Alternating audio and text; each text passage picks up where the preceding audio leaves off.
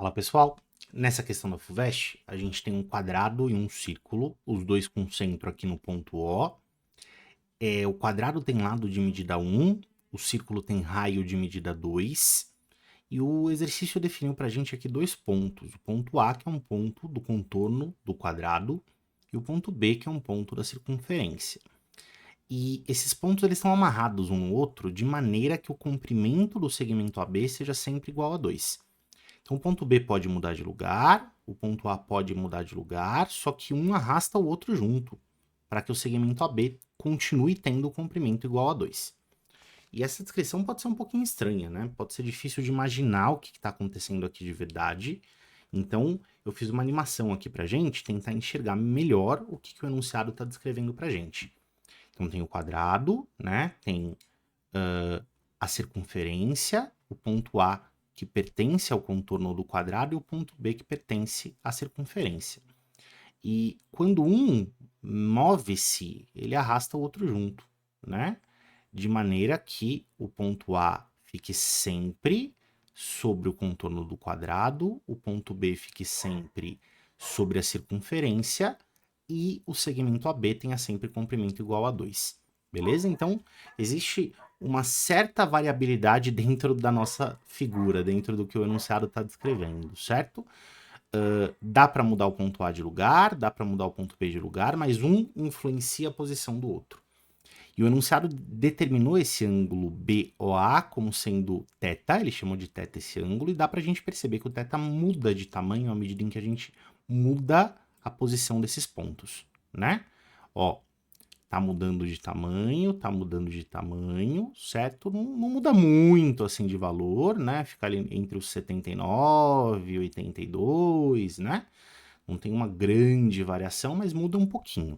E dá pra gente enxergar também, com base nessa animação, que esse ângulo é pequeno, ou pelo menos menor, quando o ponto A está no vértice do quadrado, e o ângulo aumenta de tamanho à medida em que o ponto A se aproxima ali do meio do lado do quadrado, ali da meiuca do lado, certo? O maior valor parece ser esse 82,82 graus, ele vai diminuindo até 79, alguma coisa, quando o ponto A estiver perto do vértice, tá bom?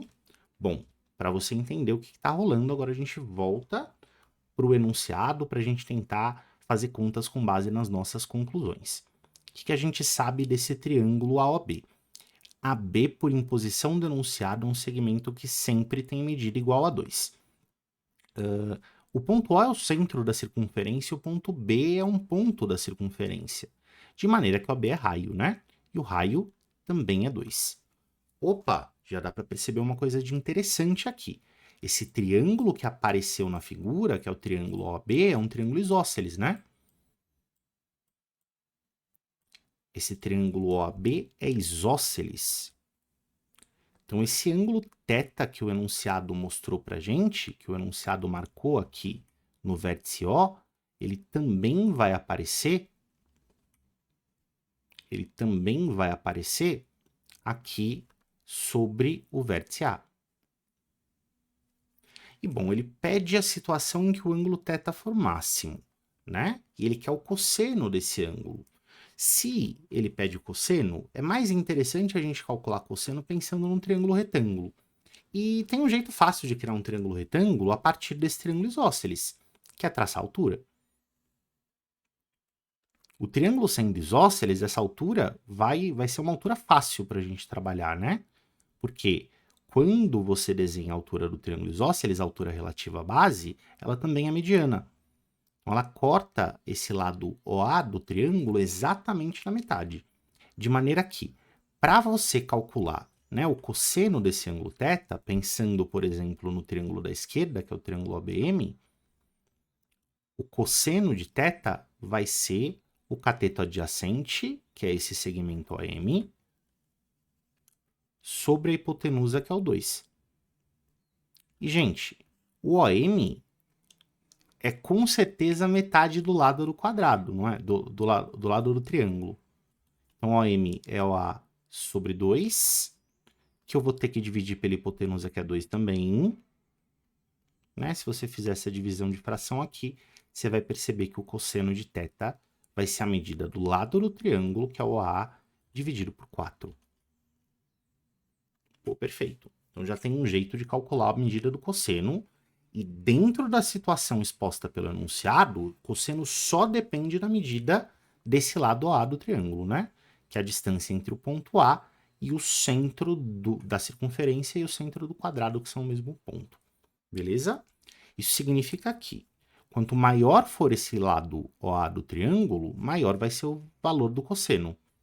E quanto menor for o lado OA do triângulo, né, quando esse triângulo tiver uma base que é pequena, o cosseno vai ser pequeno também. Porque, né, se OA for um número grande, dividido por 4 fica um número de um certo tamanho. E se eu diminuir OA, quando dividir por 4, vai ficar com certeza um resultado menor. Faz sentido?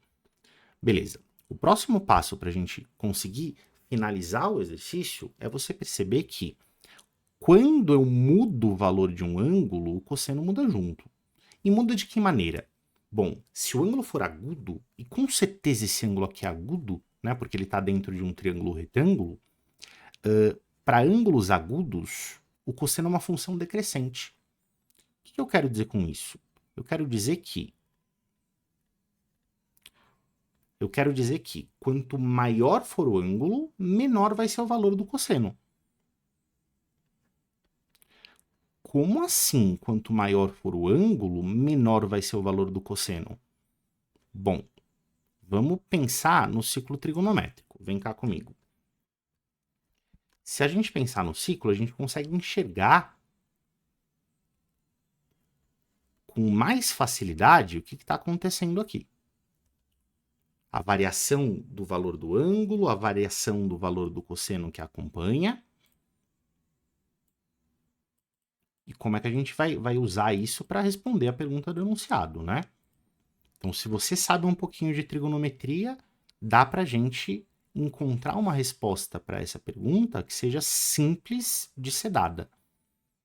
Se você não sabe, aí eu vou te dar uma intuição por trás disso em instantes, assim que eu terminar a explicação do ciclo trigonométrico. Então, bom, ciclo trigonométrico é uma circunferência que tem raio igual a 1 e centro na origem.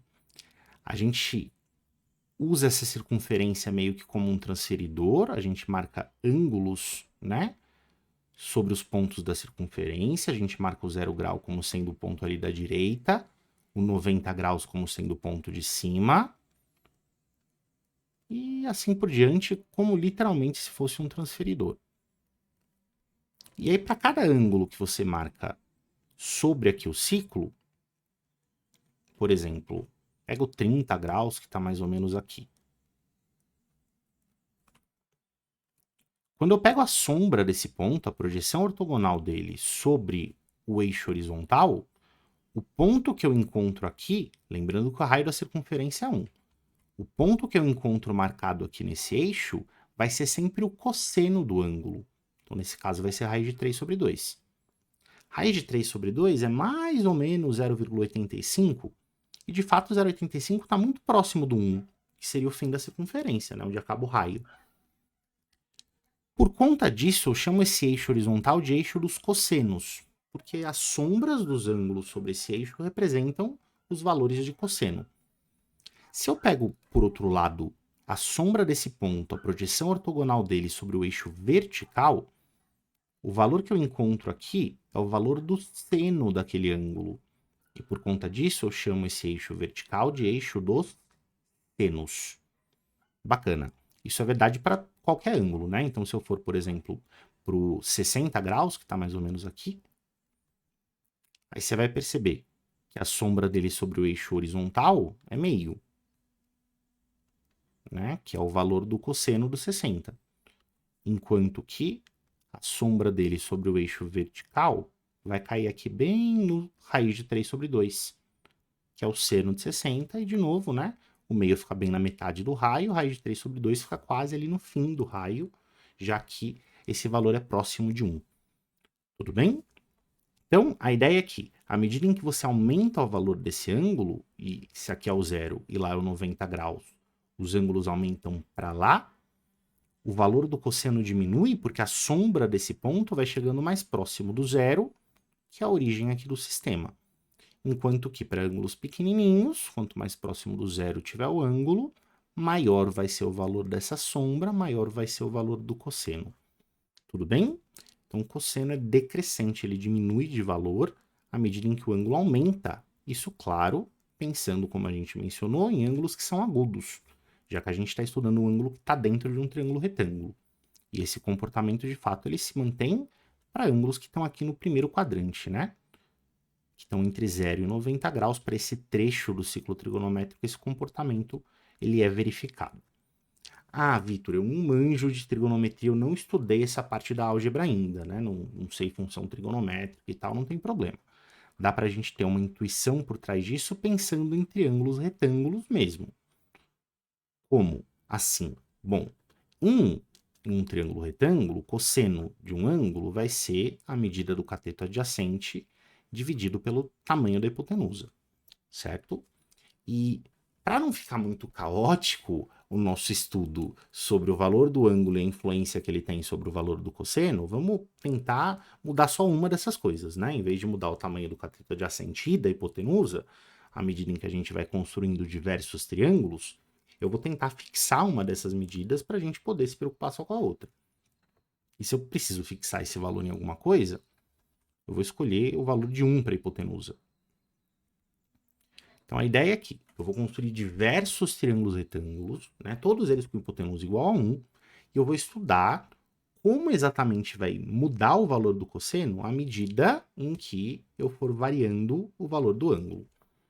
Se a hipotenusa sempre vai ter medida 1, por imposição minha, eu quero construir triângulos de hipotenusa igual a 1, aí a continha para o valor do cosseno vai ser essa.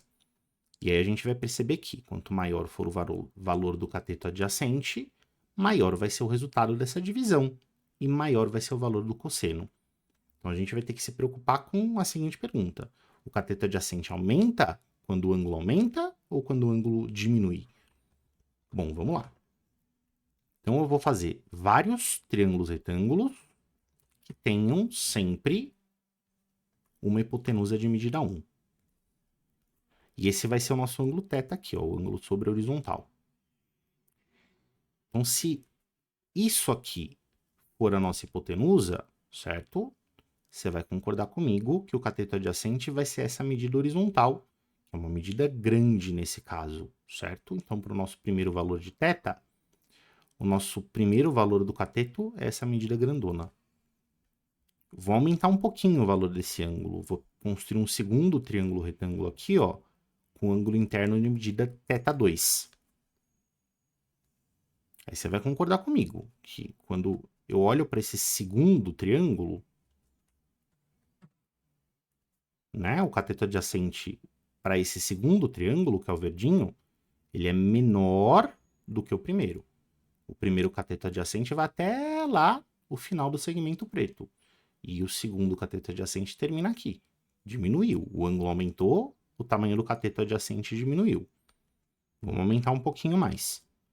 Eu vou pegar uma hipotenusa que tem o mesmo tamanho, isso é importante, certo? De novo, essa hipotenusa vai ter comprimento igual a 1, só que agora eu estou construindo um triângulo que tem um ângulo ainda maior.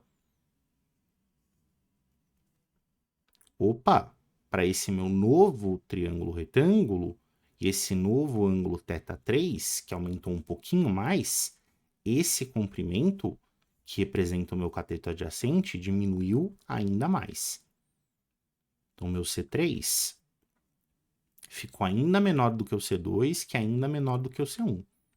Já deu para pegar o que está acontecendo aqui, né? Quanto maior for o valor desse ângulo, quanto mais alto tiver esse pontinho que representa o fim da minha hipotenusa, menor vai ser esse comprimento, certo? Então, aumentar o ângulo significa que o cateto adjacente diminui de tamanho e, portanto, que o cosseno inteiro diminui de valor. O que significa que essa função é uma função decrescente, como a gente tinha mencionado antes. Tá bom? Então é mais fácil enxergar isso pelo ciclo, claro, mas dá para você fazer essa experiência de construir diversos triângulos retângulos para observar o efeito do tamanho desse ângulo sobre o valor do cateto adjacente e, como consequência, sobre o valor do cosseno de θ. Beleza? Vamos voltar para o exercício agora. Então, o cosseno depende do valor do lado do triângulo, né? É sempre pegar o lado A do triângulo e dividir por 4, assim que eu calculo o cosseno que o exercício quer. Só que o exercício pede para que o ângulo seja máximo. Ele quer que você estabeleça, né, a situação em que o ângulo θ for máximo. E a gente acabou de explicar por que cosseno é uma função decrescente, ou seja, para o ângulo máximo, quanto maior for esse ângulo, menor vai ser o valor do cosseno. Portanto, cosseno de θ, θ será máximo, vamos falar assim, ó. Θ será máximo, eu vou ter o maior valor possível para o ângulo nessa situação, quando cosseno de θ for mínimo. O maior valor de ângulo está associado ao menor valor do cosseno. O que ocorre quando OA tiver o menor comprimento possível. Então, eu quero o menor valor possível para o cosseno, só que o cosseno é o valor dessa divisão. O menor valor possível para essa divisão é quando OA for pequenininho. Então, quando OA tiver o menor comprimento possível. E quando é que o A vai ter o menor comprimento possível? Bom, se o O é a distância, se o A é a distância do centro do quadrado até um ponto aqui do contorno, o ponto do contorno do quadrado que está mais próximo do centro é o ponto médio do lado. Então, isso acontece, para variar um pouquinho as palavras, quando A é o ponto médio do lado do quadrado.